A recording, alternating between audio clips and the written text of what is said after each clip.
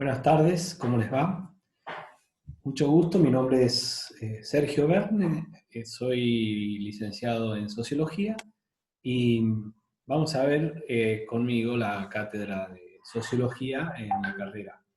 Eh, para eso me gustaría presentar en primer lugar el plan de estudio de la materia para este año, en circunstancias que son conocidas por todos, muy relacionado también con la profesión que tenemos y tienen tanto del ámbito de la salud como de las ciencias sociales, que es la emergencia sanitaria que se ha dado a partir de una pandemia que no tenemos registro que haya sucedido algo así, por lo menos en la historia de nuestras vidas, ¿no? Y que ha modificado las formas de trabajar, de movernos, de vivir, ¿m?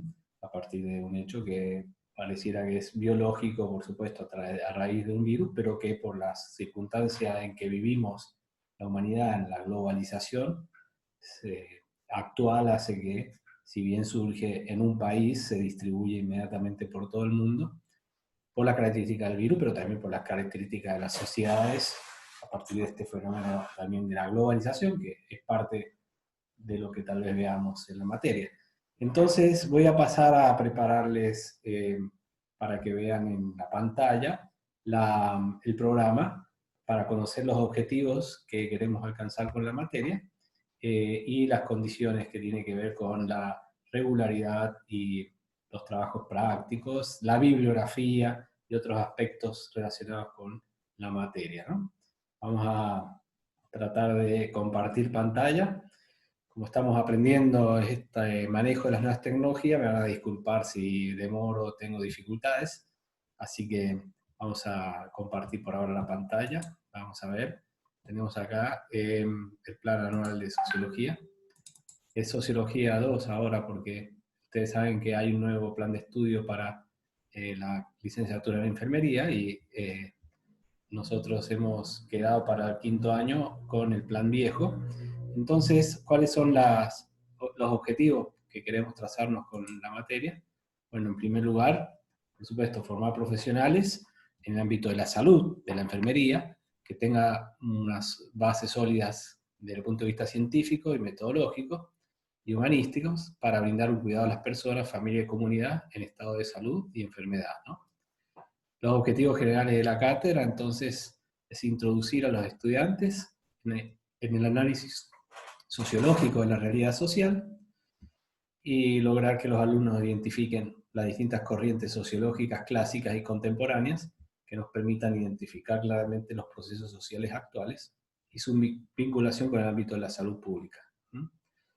¿Qué significa esto de introducirnos al análisis sociológico de la realidad social? Que nosotros vivimos en la sociedad, somos parte de la sociedad como individuos, nos movemos en distintos eh, ámbitos sociales, desde la familia, el trabajo, amigos, las relaciones más macro, como puede ser el ámbito de la provincia, de la ciudad, donde somos ciudadanos, vecinos de un cierto barrio, ciudadanos de un municipio, de una provincia y por supuesto parte de una comunidad y de una sociedad más grande que es la República Argentina, ¿no?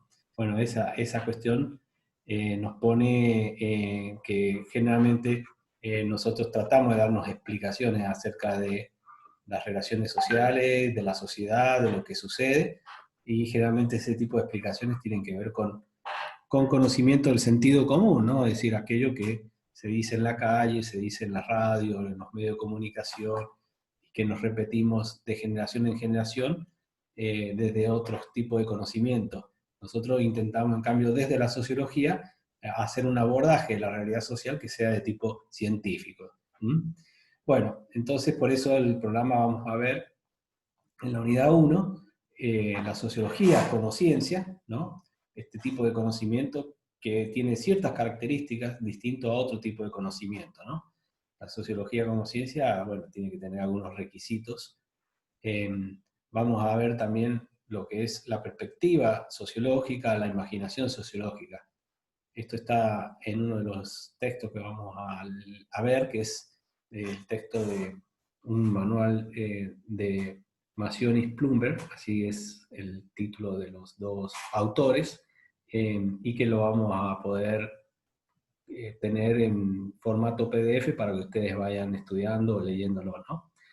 ¿Cómo se desarrolla la mirada sociológica? Esto que decimos, estamos acostumbrados a ver la sociedad desde una mirada de sentido común. En cambio, la sociología nos ofrece otra forma de mirar, de ver y de explicar los hechos sociales, ¿no? Ahí vamos entonces a tratar de ver el contexto histórico en el cual emerge la sociología, ¿no? No siempre existió la sociología, así como no siempre existió la enfermería, ni las ciencias médicas, ni la ciencia de la salud, sino que ustedes saben que todo viene a partir de un proceso histórico. Bueno, la sociología también. Vamos a adelantarnos un poco para decir que la sociología surge en el siglo XIX, es decir, en el año 1850 para adelante. No tiene ni 200 años como ciencia, ¿no? ¿Cuáles son los padres fundadores? Eso lo vamos a ver en un texto de un autor que se llama Portantiero, que nos dice, bueno, como en toda ciencia, existen los fundadores. Por ejemplo, en la física sabemos que es Galileo Galilei, en la astronomía, también Newton, son como los que se conocen, ¿no? También en la sociología hay algunos autores que son los que han dado inicio a esta ciencia, ¿no? Y los vamos a ver a partir de un texto de un sociólogo argentino que se llama Juan Carlos Portantiero. Bueno, ya en la unidad 2 lo que vamos a ver es la distinción que se hace entre conocimiento, ciencia y epistemología, qué es el conocimiento de lo social, algunas dicotomías en sociología, el problema de la objetividad en la sociología.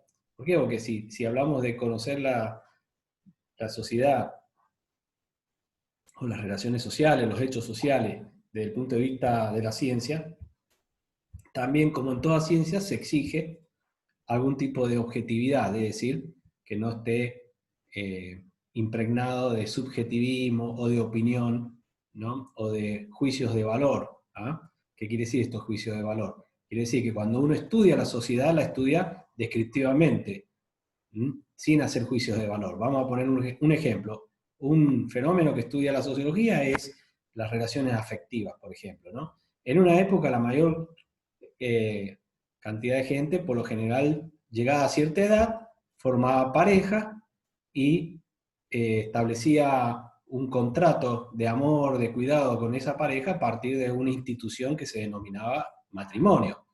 Si uno conoce un poco la historia, bueno, hace 50, 60 años, la mayor parte de la gente a cierta edad contraía matrimonio, es decir, se casaba, ¿no? Bueno, hoy en día, si uno va al registro civil, se da cuenta que por año, cada año hay menos casamientos en el registro civil, es decir, hay cada vez menos gente que se casa. ¿Eso qué quiere decir? ¿Que la gente no convive, no vive con otras personas? No, simplemente que ha habido un cambio social por el cual la gente no le da tanta importancia al matrimonio y prefiere por ahí convivir con otra persona durante un tiempo o toda la vida, pero sin efectuar este trámite, este contrato ante la sociedad que lo realizaba en el registro civil. Bueno, desde el punto de vista sociológico, esto no está ni bien ni mal, es decir, es un hecho objetivo. Antes la gente se casaba más, ahora la gente se casa menos. Antes la gente prefería el matrimonio, hoy en día prefiere no casarse o no tener matrimonio. Es un hecho objetivo, no significa ni que esté bien ni que está mal. Eso es lo que significa la objetividad. Simplemente describir una situación y no hacer juicios de valores. Los juicios de valores lo hacen otro tipo de personas, digamos, aquellos que pertenecen a una religión y que consideran que es mejor que las personas no tendrían que convivir si no se han casado, ¿no? En una época, gente que eran parte de una religión decían que, bueno, para convivir o tener relaciones con otra persona había que casarse. Bueno, eso lo puede decir alguien que pertenece a una religión o desde el punto de vista de la filosofía o de la religión.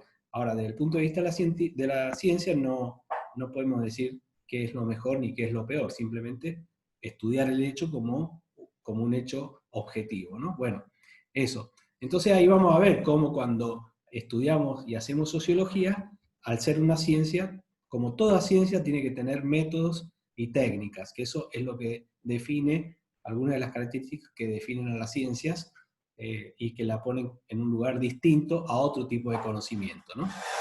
Bueno, después vamos a ver en la unidad 3 cuáles son las teorías sociológicas contemporáneas. ¿Por qué? Porque para explicar fenómenos sociales y para describirlo inclusive, no hay una sola manera, no hay una sola teoría, sino que vamos a ver que existen distintos paradigmas que se denominan, o distintos enfoques, distintas teorías, ¿no? Entre esos vamos a ver lo que se denomina el estructural funcionalismo, por otro lado el paradigma del conflicto, y por otro lado el interaccionismo simbólico, ¿no? Son tres paradigmas, tres teorías, tres enfoques distintos que se han desarrollado durante el siglo XX. ¿Ah? Pensemos que la sociología surgió a mediados del siglo XIX, 1850 en adelante, y todo el siglo XX fue un siglo de consolidación de la ciencia de la sociología, en función de tres grandes enfoques o maneras de ver la sociedad: el estructural funcionalismo, el paradigma del conflicto y el interaccionismo simbólico. Eso lo vamos a ver en esa unidad. Vamos a ver cuáles son los enfoques que priorizan la estructura social y aquellos enfoques que en cambio priorizan la acción social, ¿no? Y ciertos reduccionismos que se dan al privilegiar un enfoque al otro.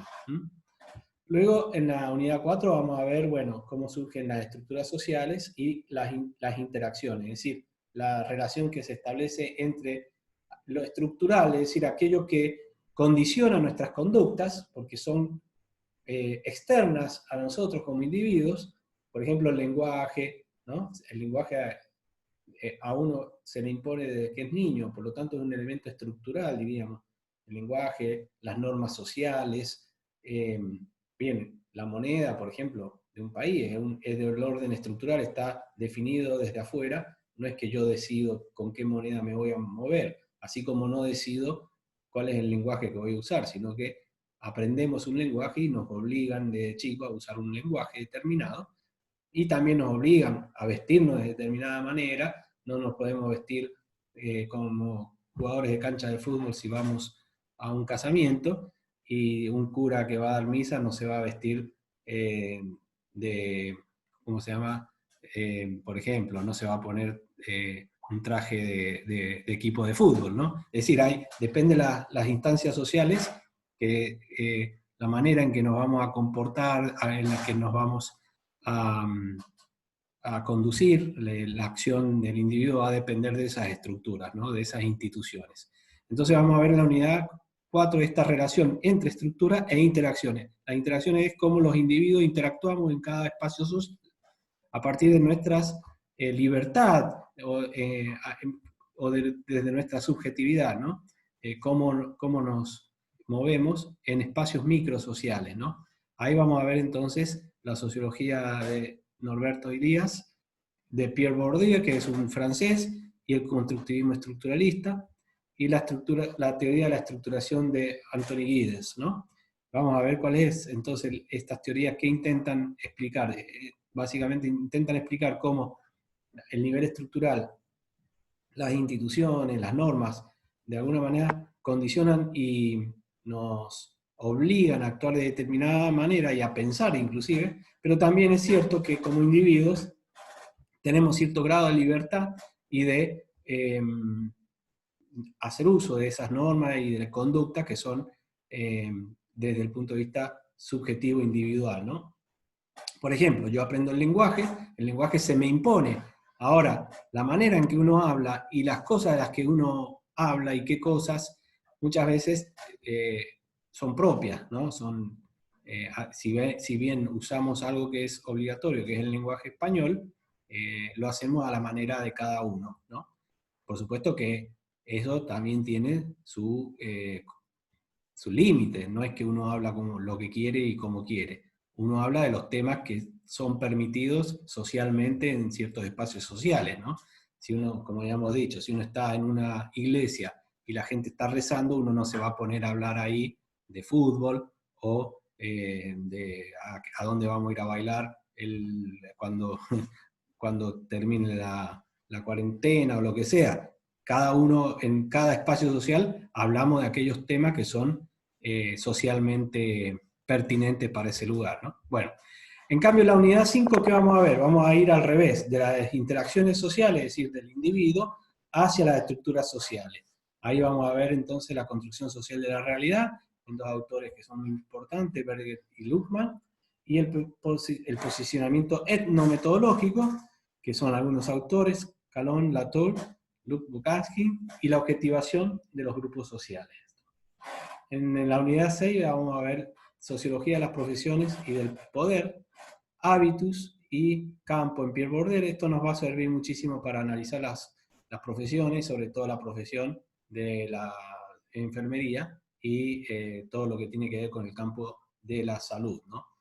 Para eso vamos a ver a Pierre Bourdieu, que nos habla del capital económico, social y cultural, las estructuras de las organizaciones, el ambiente organizacional, el poder en las organizaciones, el conflicto y el cambio en las organizaciones. Entonces ahí vamos a ver a un autor que viene del campo de la filosofía, pero que ha hecho muchos estudios útiles a la sociología, que es Foucault y su concepción del poder, ¿no? Estos serían los temas que vamos a ver dentro de la materia, y bueno, vamos a tener trabajos prácticos a medida que vamos dando las clases. Nosotros vamos a ir subiendo la guía de trabajo práctico con la bibliografía para que ustedes vayan realizándolos. La idea entonces es que tengan realizado y aprobado por lo menos estos 4 trabajos prácticos, ¿no? Y luego, para poder,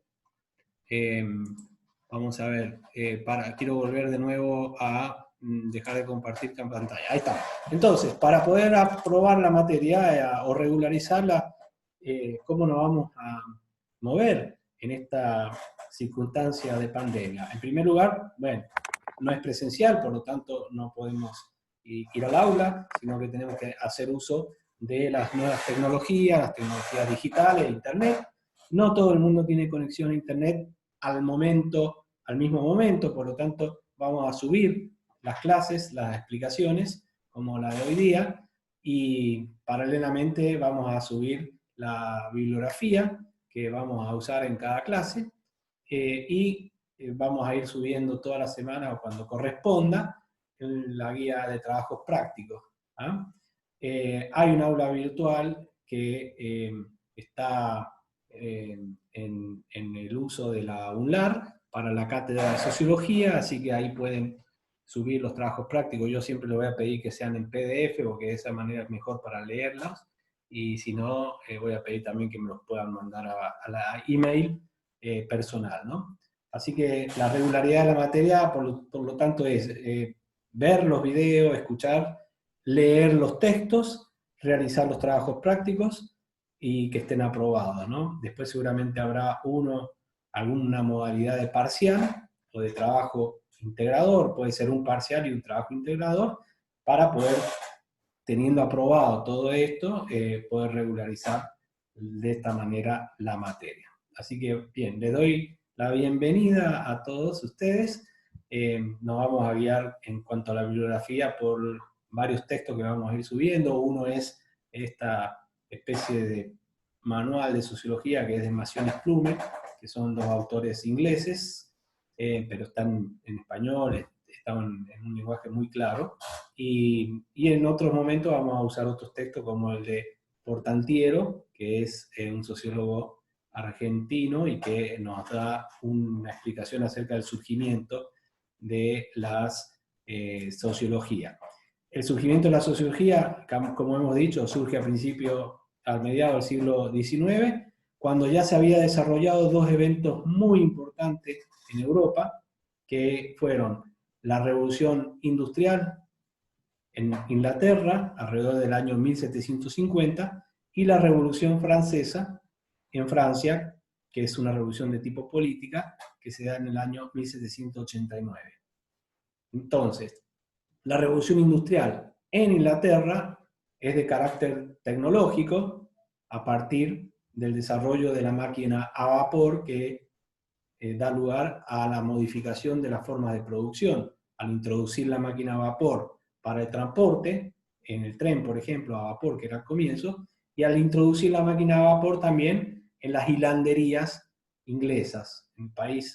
El primer país que se industrializa es Inglaterra, tenía muchas hilanderías para producir telas, por lo tanto esas hilanderías se mueven a partir de en un momento era a partir de movimientos manuales, y con la máquina a vapor son reemplazados por motores a vapor.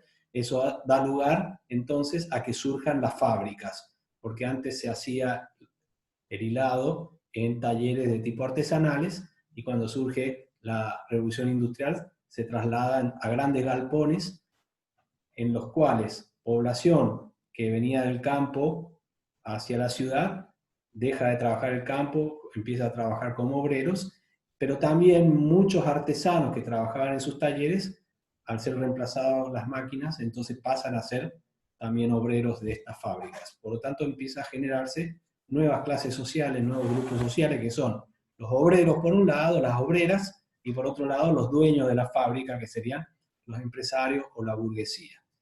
Esto se da en un proceso prácticamente de 100 años, entre 1750 hasta el 1850, se modifica la estructura productiva, primero de Inglaterra, pero se traslada al resto de Europa.